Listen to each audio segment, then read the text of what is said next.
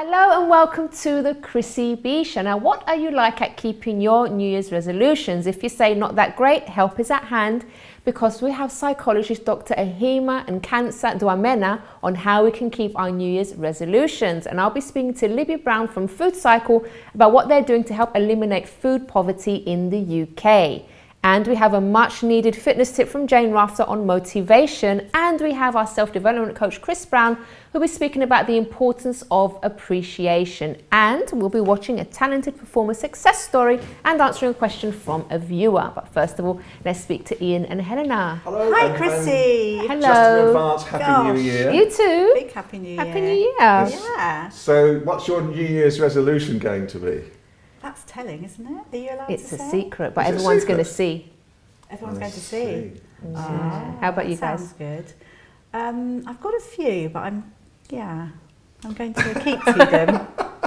Actually, no, I do believe in New Year's resolutions, but I Yeah. also think you should set yourself goals through the year. Me too. And yeah. keep to them, not just Yeah. keep, because if you just set it just for that one time and then it fizzles out, I think. That's true. Because some people sort of give up by June and say, I'm just going to wait till next year now. And they've got like another 6 months to go, Yeah. 7 months. So anyway, good but thing. I'm hoping, yes, I will keep to them. I will keep to them. Okay, So I will good. let you know what they are. Good. How about you, So- Ian? I feel so good about myself now because for the past few weeks I've gone off chocolate, you know. Don't tell me you didn't have any chocolate over Christmas. I haven't had any chocolate over Christmas at all. Are you serious? I'm quite serious. even I've been having cake? fruit. No, no you cake. don't lie to me. Believe him. Someone Don't lie to forced me. me. Come on. Someone forced me to have a piece of cake, which I couldn't say no to yesterday. But they only had a morsel of it. Chrissy, you'd have been proud of me. And do you know what? I'm feeling so much better already. I am truly feeling so much better already. You know, my waistcoat is looser, which is good. You know, I wake up in the morning and I just really feel happy. So I think my New Year's resolution is I'm going to keep on Carry going. on, yeah. To what's, Well, you're what onto a I've been good doing. thing, so. It is. You know, I feel so happy with myself now. You know, and, Nothing beats eating well and exercise. absolutely. I mean, today. Well, no, I walk 3 or 4 days a week now. Oh, that's good. And this afternoon, I just had some sort of Mediterranean cuisine. Oh, what did you Deep have? fried. Not deep fried, no. I'm just trying to catch you out. Swear I know to what God, you can be like. she's really trying to annoy me tonight. Don't believe him. They're always So arguing, funny. guys, don't worry. Oh, They didn't had a fist fight before the show. sort of, yes, actually. I made a silly joke. Yes, rather too many of those silly jokes. Anyway, so the other day we were talking about first footing. I don't know if you remember, and Ian mentioned about coal, but we were talking about first footing with the royal family at Sandringham and the Lucky Dip bags. Ian mentioned about coal, but then wasn't quite sure what the coal was for. But anyway, so I thought I'd mention it because we did say we'd talk about it on the next show. That it is a tradition. It is to bring good luck to any family or any person. So you are supposed to. This is what you're supposed to do, and it's been done for many, many years. You are supposed to just a minute before New Year's Eve, open the door and let the old year out, which I don't smile at me. Yeah. And then you're supposed to, and then You're really treading on thin ice, you know that? it is, isn't You'll get it? 2 of us annoyed at you. Anyway, so Two Greekies then and one over my it's supposed to be really a stranger that turns up with some salt, some bread, and some coal. Now, the salt is for food, so you eat well for the year. The coal is so you keep warm for the year. Okay, now we know what the coal was supposed to Yeah. signify. Okay. And what was the other one I said? So I wasn't listening. Bread. Oh, yes, salt. Salt's for money, so you have enough money for the year. Bread's for food. So, I mean, these are little things that you are supposed to do, and lots of people actually do it and have done it for years. Really? Have you done it? I wonder if they see results from that. Yes. They do. Do you know, my mother used to tell me, you know, when she was alive, that going back even to a child, so this goes back at least 1 century. That's what they used to sort of do, and it was just called first footing in Scotland. Yeah. I just don't believe in things like that. Yeah. I don't know. I think you've got to change I things, think- change things yourself, I think basically. there's some. There's truth in that. Because if you too. just It's a do that tradition. and then you don't do anything, you don't make any changes in your life to get, and you know, to reach your goals, and you just rely on, oh, I've got this, or someone brought me that, or I've got a lucky charm. Yeah, someone brought me some salt. What? Okay, and what are you going to do? I'm sorry if I've insulted at the whole of it's tradition of the whole world. Sorry, guys, but that's my opinion. We've just lost Scotland. That's I don't think it's just... By all means, take your coal or whatever, but make sure you do what you have to do to change your life. That's what I'm saying. Hadrian's Wall as we talk, Chrissy. It's a really lovely story, actually, which just goes to show as well that, you know, we can all be very well off in different ways, but we should always be mindful of others around us. And there was a really lovely story of a young man who has bought coffee for somebody who is homeless every single day for months and months and months. Just, you know, just as a good thing to get him to talk. And the guy was so thankful and actually sent him a card saying, "Thank you so much for helping me. You really have," which is just something so small. And it means so much, but you know, that's quite a big deal, though, buying do someone a coffee every single day. I think in the end he did get help from the local coffee bar who realised what he was doing, so they also helped. Oh, you but see it was how just, it kind of spreads when you do something. lovely? And there are some. Really, really there's some coffee chains that actually, if you are homeless, will give you free coffee, and they tend to give you free food as well. So a lot of these chains are knocked at times for the huge profits that they make, but the people who actually work within them, you know, have hearts, you know, and I think they recognise these people. I mean, there's, you know, a couple of places that I go to on a regular basis, and you know, these people come in, especially along Piccadilly, you know, and they seem to congregate along there quite a bit. And as soon as they come in, they're given something warm to eat, and they're given a drink as well. And it's part of, you know, that particular chain's process of just being humanity at the same time. That's nice. That's so nice when people just sort of help. I mean, even like, for example, I was fundraising one year. I was out with a bucket the whole day and it was freezing with a couple of my friends. And then, like, I think it was McDonald's, they just invited us in, gave us free food, apple pies, everything. They were just so, like, they didn't have to do that, but they just notice you doing something nice, and then they want to do something nice themselves, so it kind of like spreads. Spread the kindness. It does. And everything. Yeah, it's great. And just going on to business for a minute, Richard Branson says that running a business can be one of the loneliest things you can ever possibly do. Really? Because once you're doing it, you know, and I can understand what he's saying as well, because a lot of the time you run a business and you've got to trust other people's judgments, and if you don't, you know, and they fall by the wayside or they create problems for you as well, who do you trust again? Yeah. It's hard.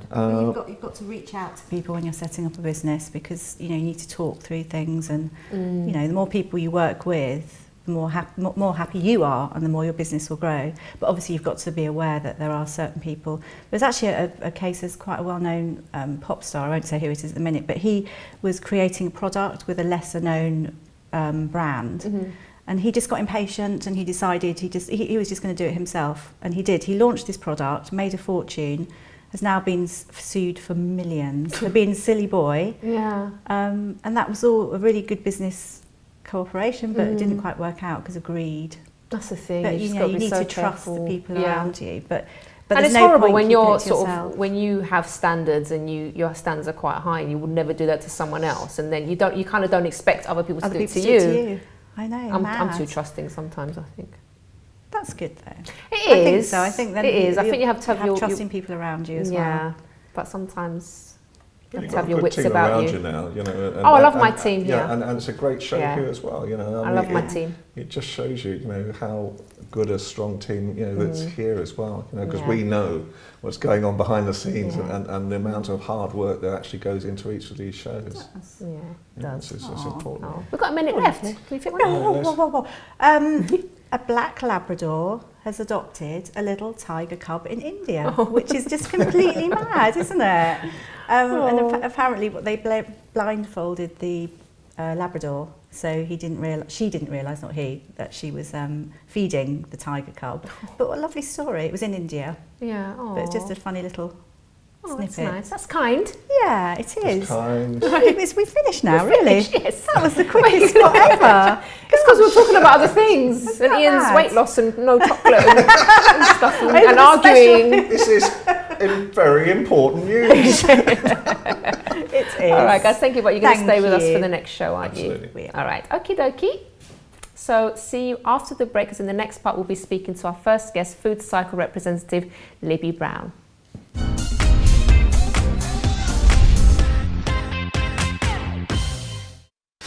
Don't forget to subscribe to the Chrissy B Show, always aiming to show you the happier side of life. You can find us on YouTube, Facebook and Twitter. Don't forget to subscribe to the Chrissy B Show, always aiming to show you the happier side of life. You can find us on YouTube, Facebook and Twitter.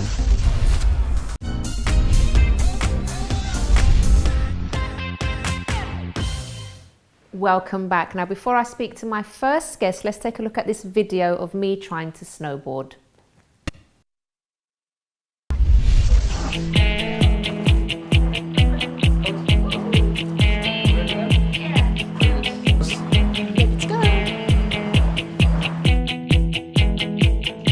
I'm here with Pete, who's going to be taking me through the moves to learn how to snowboard. Is this quite difficult, Pete? It's a bit harder than skiing to get the basics of it, but once you've got that, it'll be really easy. And what will you be doing today? We're just going to basically get used to our snowboard, so where we've got balance on it and where we haven't, and then we're going to go up there and try and do an important bit of slowing down and stopping, so quite an important bit. All right, thank you. Okay, so let's get started. That's it, nice.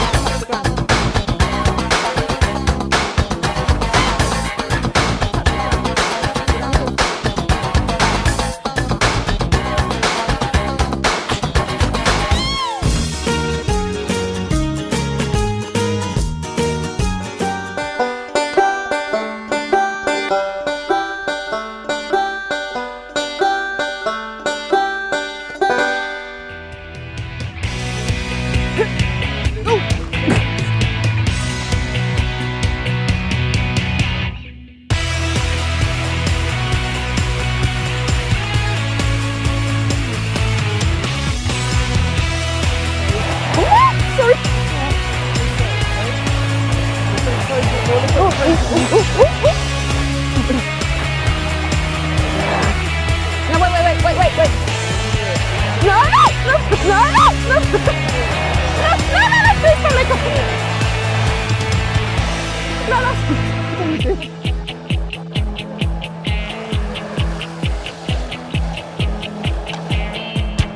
I really enjoyed that, actually, and I think I passed this one. What do you reckon, Pete?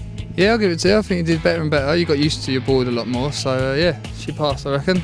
Just that front bit I couldn't do coming down front ways, but at least I got the side one. Yeah, definitely, you got it. We won't show the bits, the edited bits. I think we have to.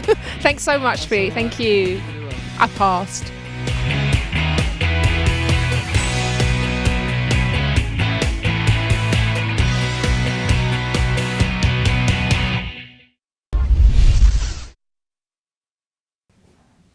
Well, I don't think I did too badly there. But now it's time to welcome Libby to tell us about FoodCycle and their efforts to end poverty in the UK. Hello, Libby. Hi, thank you very much for having me on the show. It's great having you on. So let's first of all talk about people in the UK, because as in general, we're quite naughty, aren't we, when it comes to sort of food wastage and stuff?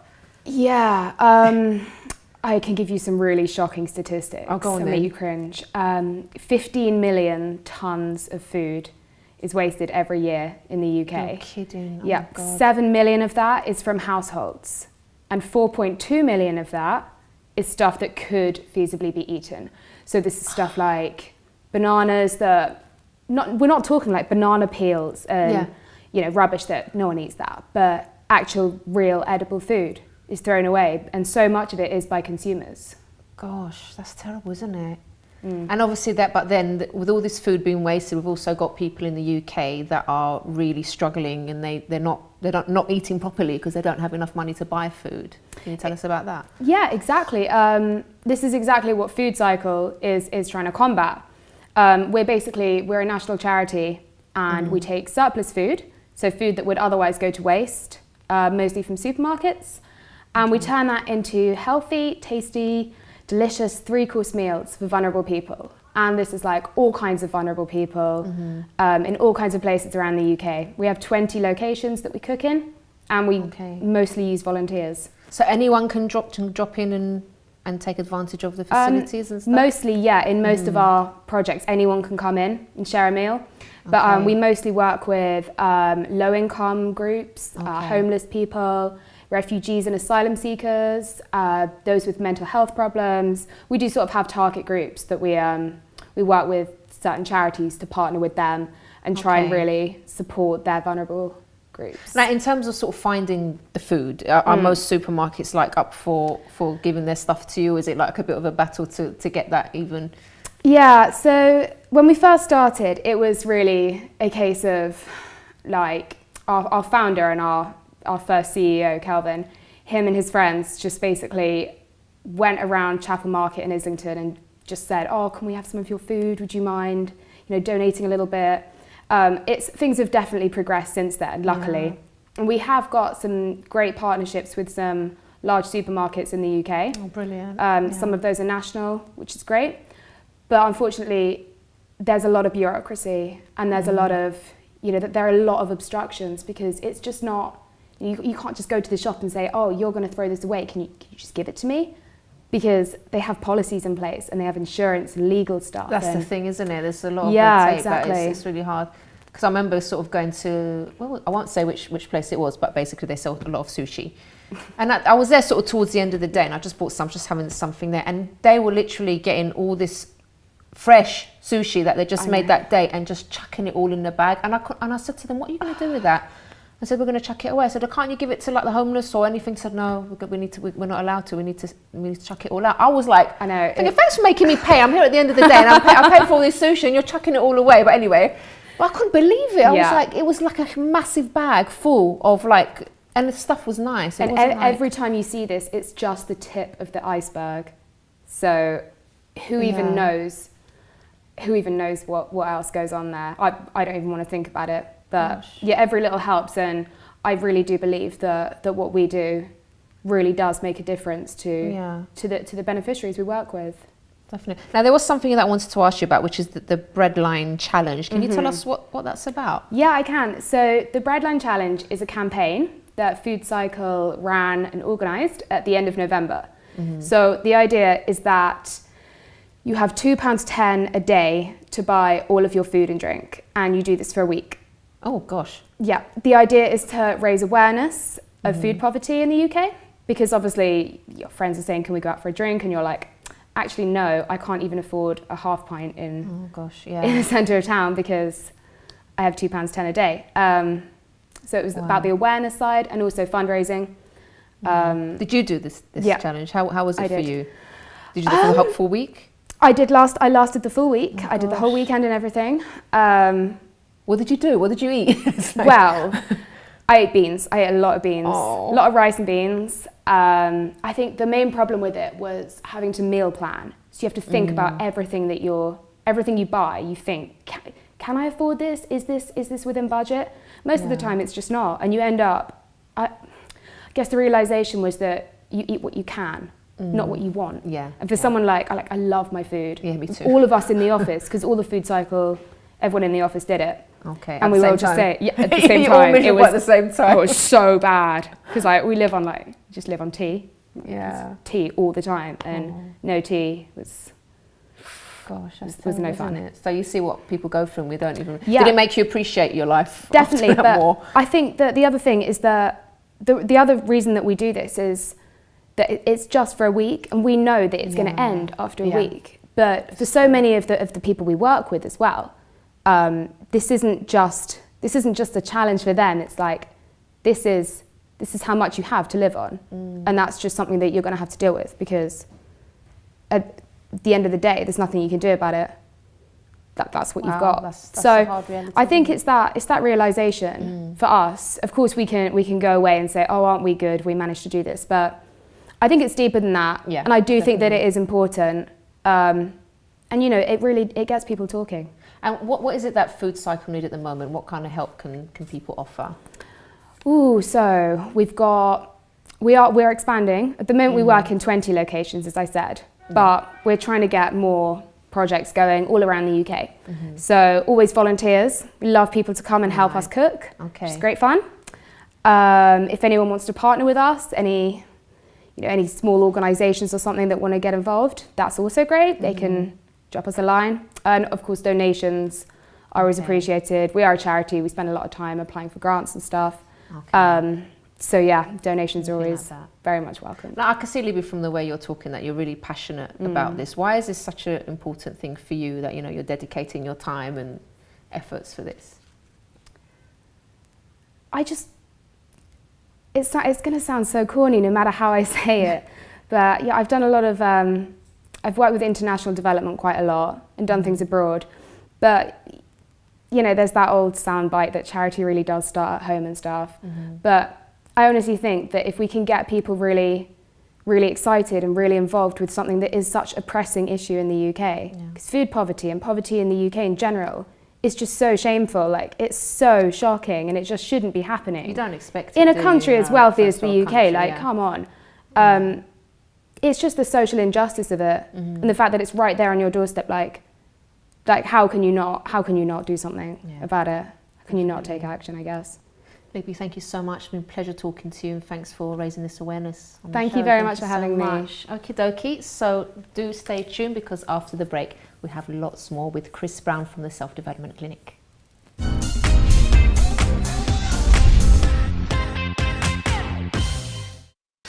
Don't forget to subscribe to the Chrissy B Show, always aiming to show you the happier side of life.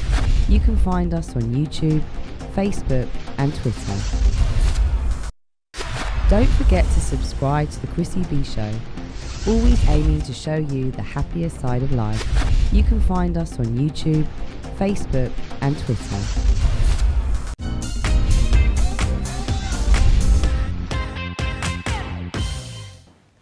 Welcome back to the show. So we're now in the Self-Development Clinic with Chris Browne here. Hello, Chris. Hi, Chrissy. How are you? I'm really good. I'm really good. Enjoying the show today. Brilliant. Okay. So we're going to answer this question from a viewer, and this one's from Dawn, first of all, before we get talking about, is it appreciation? Appreciation. Yeah. Okay then. So Dawn says, hi, Chrissy. My son left home because he said he didn't want to disappoint me and his dad, as we've had run-ins with him due to his drinking and smoking. I saw him the other day. He looked tired, hungry, and even a bit dirty, but he says he is fine. I asked him if he was coming home, but he just replied soon. I don't like to see him like this. Should I force him or just leave him until he's ready? It's really not easy for me. All right, so first of all, Dawn, I can understand, your worry for your son, and I really do feel for you. But it sounds like your son is an adult, so you can't really force him to come back home if he's not ready to come back home. What you can do, what I would do if I were in your shoes, I would make sure that I visited him regularly wherever he's living. And also, if you feel that maybe he's not being nourished properly, take him some food, cook some meals for him, take them to him, and reassure him that, you love him no matter what's going on in his life, because he needs to know that regardless of the problems that he's going through, that you're still there for him. You might not agree with what he's doing or how he's living his life, if he's being reckless, I don't know, but you can let him know that you do love him, and you're always going to be there for him, because I think that's what he really needs to know and to feel from you right now. And he's not going to want to come home if things are still the same there. If it's the same atmosphere, it's going to be the same problems. What's the reason for him to come back home anyway? So something has to change at home. So like I said, I'm not saying that you should condone any negative behavior, any bad behavior on his part, but at least, try something different as a family. Maybe suggest family counselling or something that you can all do together to try and work on the relationship as well, while he's getting help for his own issues. So that's what I would do if I were in your shoes. But I think the main thing that he needs to know right now is that both of you are there to support him when he's ready to make a change in his life. I don't know if you'd like to add to that, Chris. No, I much agree with that. You can't force someone to do anything. They have to want to. They have to want to do it for themselves. Because you force them out of the environment, they're going to go back to it even more. So it's something you're going to have to, just much as you said, entice. Yeah. He has to make the decision at the end of the day. Okay. Yeah. So I hope that's helped, Dawn. And if anyone at home there has a question for me, would like to know what I would do if I were in your situation, you can email me on chris@chrissybshow.tv. But now let's talk all about appreciation and why we need it. And why we need it, exactly. It's funny talking about appreciation. When I was sitting on the side there, I was listening to Libby speak earlier on. And also what Helen said was talking about the coffee and the guy being having the coffee all the time.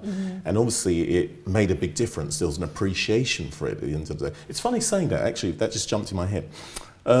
Myself, there was a gentleman, and my wife and myself working on a project, and you know those dummies that you put clothes on when you make them and all that? And there was this shop in Southall, and I said to the guy, I just said it out of the blue, I said, have you got any more spare one of those dummies? And you know they cost quite a bit, don't they, right? And he turned to me and he said, yeah, if you come back so-and-so day, I'll give you one. And it was just out of the blue. And then after I saw him, funny enough, the other day, I went back in the shop and said, oh, you know that dummy, this, that, and that? He goes, yeah, I've got one here. His name was Anil, by the way. Actually, if he's watching Anil, thanks. Right, just in case. Right, but it was that. There was an appreciation instead. It's just giving all the time. Now, appreciation does a lot. I mean, when we look at the dictionary, I actually jot this down. Appreciation is recognition and enjoyment of good qualities of either someone or something at the end of the day. And when you think about it, appreciation is really important for someone else's self-esteem as well, right? True. It's very important in showing that. Now, what it actually does, the whole thing, appreciation, what it actually does is it gives someone that boost. You tell someone how well they're doing and you thank them for what they're doing, they're going to do more of it. They're going to want to give, right? It releases that hormone inside them that feels good. Yeah, I feel appreciated. I need to do this. So let's say this to employers who are out there.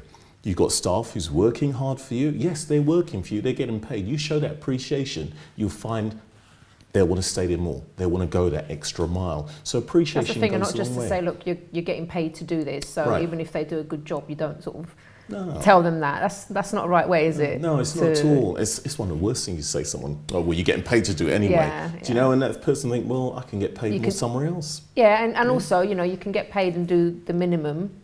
Yes. Or you can get paid and go the extra mile. So if you appreciate people, then they will do more for you, and they'll do it for themselves because they want to at the end of the day. I mean, think about our own lives as well. What sort of things should we appreciate? Sometimes you talk to someone and say, well, there's nothing happening.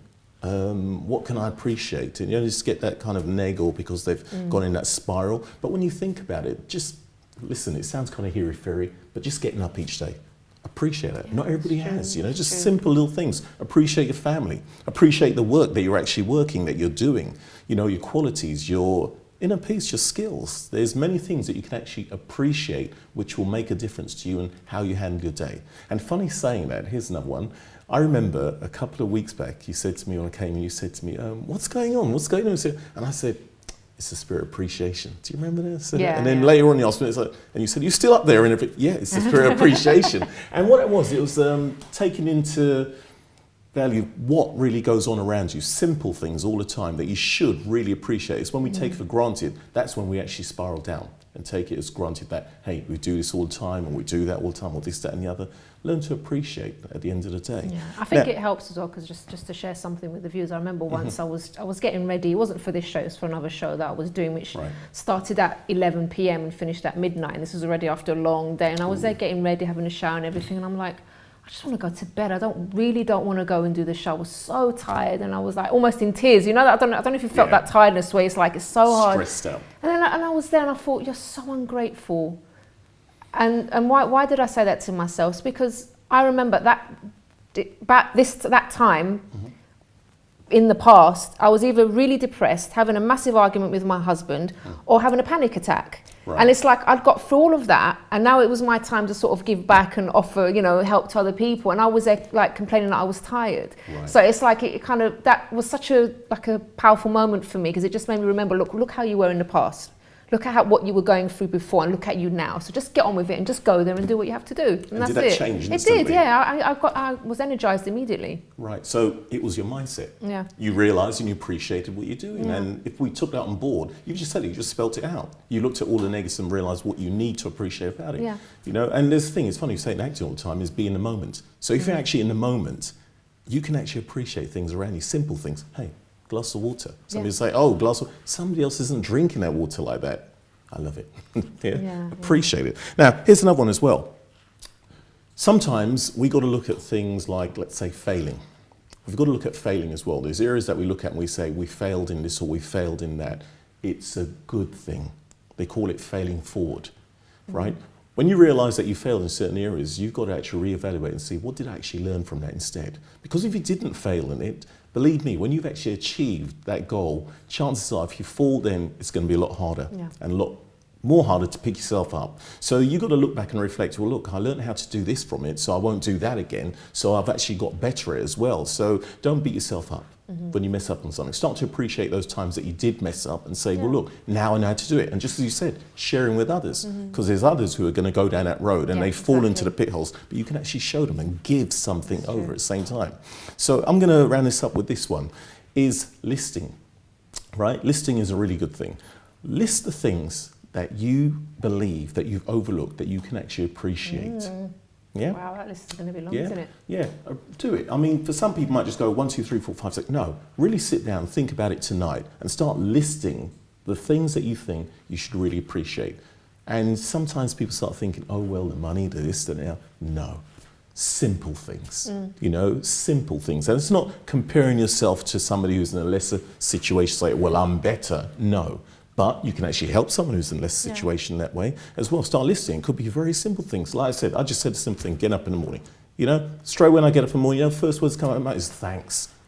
You know, thanks, you know, for waking now, can actually get on with the day and get things right. You know, the things that I didn't do yesterday, I've got another opportunity to get it right. So I appreciate it. I appreciate each person you meet. Things that we take for granted, isn't it? Even just sort of a walk in the park. Because when my dad got sick and I saw how much he was just bedridden, he couldn't go anywhere. And it's like, I could see he wanted to, because where the hospital was, the beach, you could see the sea from then. I could see like he wanted to go because he was very much into nature and like, you know, going fishing and all that stuff. And I could see how much he wanted to go out and he couldn't. Right. And it's like, there's us that can, you know, get up and just walk and go anywhere we want. And you just kind of forget the little things, the things that you really take for granted and everything. And you just complain about silly things. That's it. Silly things that's not worth it. You know, whereas you can just get up and walk over there, you know. Yeah, exactly. It's funny you just said that. I remember this story about this guy. He was saying about, it was raining, it was cold one day, and he saw this woman in this wheelchair, similar to what you just said, trying to make it across down the road. And he ran out in the rain and said, oh, can I give you a hand? And he went to give her a hand. She said, no. And he said, oh, and she said, no, because I actually like and I appreciate the rain falling on me. So she'd appreciated simple things that he would probably take for granted. Think, let me get out the rain, let me get out the rain. Yeah. Makes all the difference. It sets your day in the right way. So I'd actually say, list down all the things that you believe you should and could appreciate. See how your day goes. Brilliant. Thank you so much, Chris. Pleasure. That was great. Alrighty, so do stay tuned because after the break we have some advice on how to keep New Year's resolutions.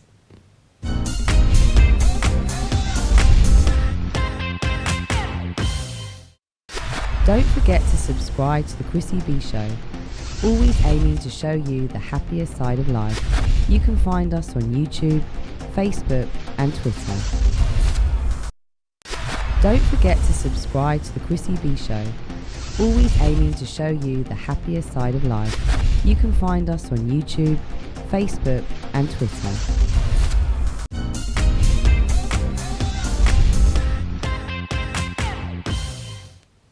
Welcome back to the show. Now, before we get some advice about New Year's resolutions, let's take a look at this fitness tip from Jane Rafter.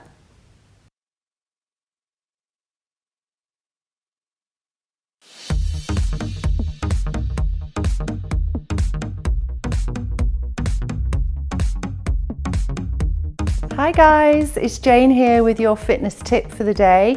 I've got a little motivational tip for you, which might sound really obvious, but I'm going to say it anyway. If you're starting on a fitness regime, you're starting something new, and you've got lots and lots of willpower, in order to make it work, I really strongly advise you to note your planned activities in your diary. So whether it's a class or a walk with a friend or a swim or whatever it is, put it in your diary. Obviously it reminds you to do it, but it also makes your commitment to it much more real, and you will ring fence it, you'll turn down other things and you'll make it happen. So plan your week, put it in your diary and circle it in red. Okay, see you soon guys.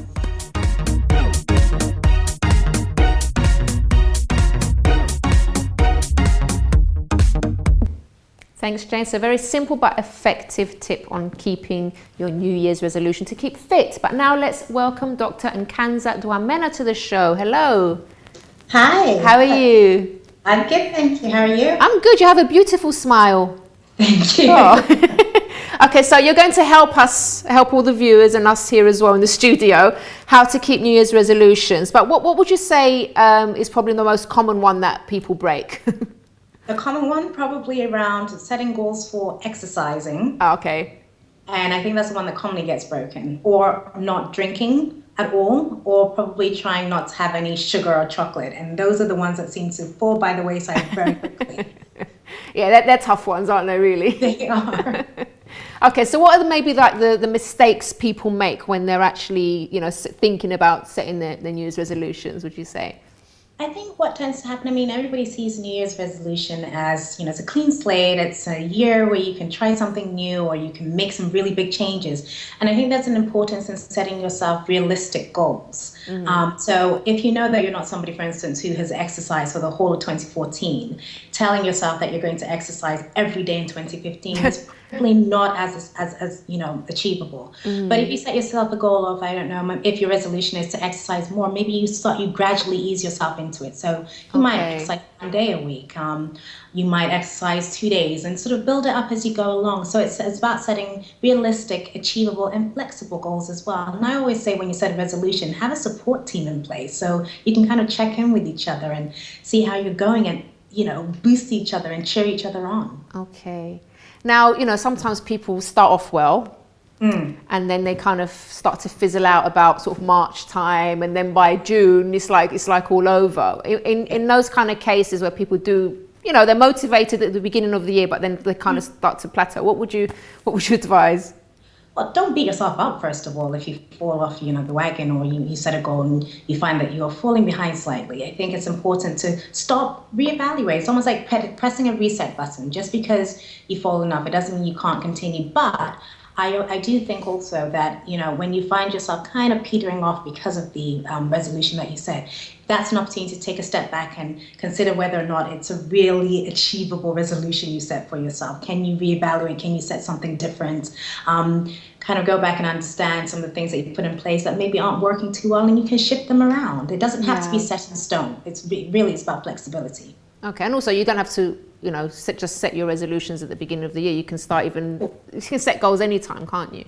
Absolutely. I was talking to somebody today who's actually, she doesn't so much see it as a resolution as sort of just starting a new plan way before the next year has started. Mm-hmm. So she wants to get more healthy and she wants to be more fit. So she started going on a walk every other day. And it started at the beginning of this month, actually. So by the time she comes into the new year, it won't so much be a New Year's resolution as it'll be something she's continuing on into. Yeah, that's a good idea, isn't it? Okay. And do you think sometimes as well, Doctor, that people set too many goals for themselves? Could that be like one of the sort of mistakes? No, absolutely. And I think that's what I meant earlier when I was talking about the realistic goals you set for yourself. Because if you make 15 new resolutions, that's a lot of pressure you're placing on yourself to meet. And, depending on what kind of standards you set for yourself, how perfectionistic you might be too, that will cause a whole lot of anxiety or stress that's really not needed. So I think, absolutely, there's something about setting goals that, are achievable and realistic and can be achieved in time over the course of the year as well. You don't have to say to yourself, it has to be done this month. Actually, if you kind of spread it out. So maybe 1 month, maybe January is a month you want to start eating more vegetables, and you start incorporating other things in February and then more things in March. But you spread it out a bit more so that you have something to look forward to. Oh, brilliant. It's been lovely talking to you. Thank you so much for being part of the show today. Thank you. See you. Alrighty, so some great advice. And I know it's hard sometimes to keep resolutions, but I find that having a diary and noting things down that I have to do really, really helps me, and setting certain deadlines for myself as well. It really does help me especially with work projects. Alrighty, so now we're going to go to a creative success story, and then I'll be back.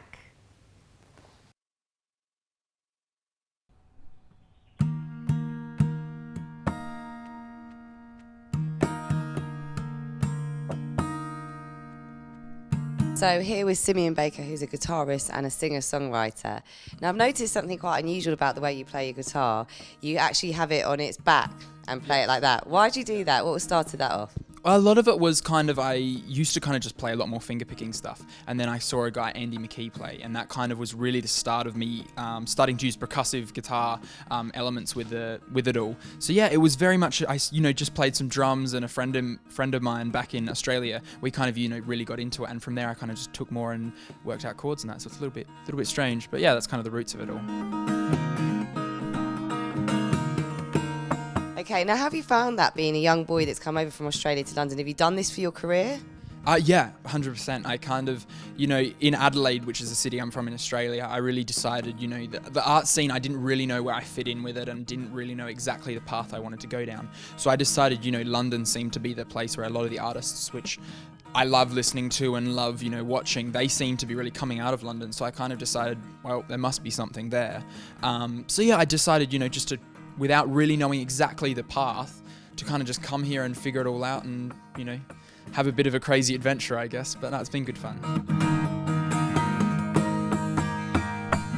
I think there's definitely a lot of the parts of the industry where I would happily say that, as a person and the way I've been brought up is not, I don't think I'm going to be, this whole LA kind of go crazy scene. But I think there's definitely a lot which has kind of showed me that it's quite a tough industry, of course, and I think most people know that, and I think I'm kind of tough enough to kind of, get through that and get through those barriers. But I think, until I kind of come to those barriers, it's very hard to know.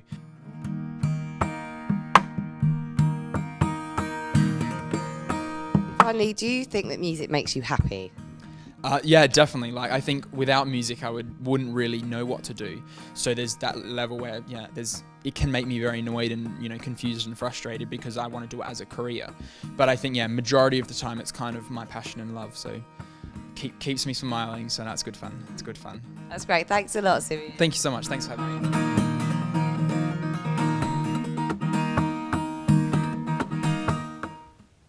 Alrighty, so we have reached the end of today's program. So whatever you're doing tonight, please be safe, have fun, and I'll see you again in the new year with lots of shows that are going to inspire you and bring happiness as well to your day. So if you want more information about the show, you can visit the website chrissybshow.tv, and if you want to email me, it's chris@chrissybshow.tv. Bye-bye for now.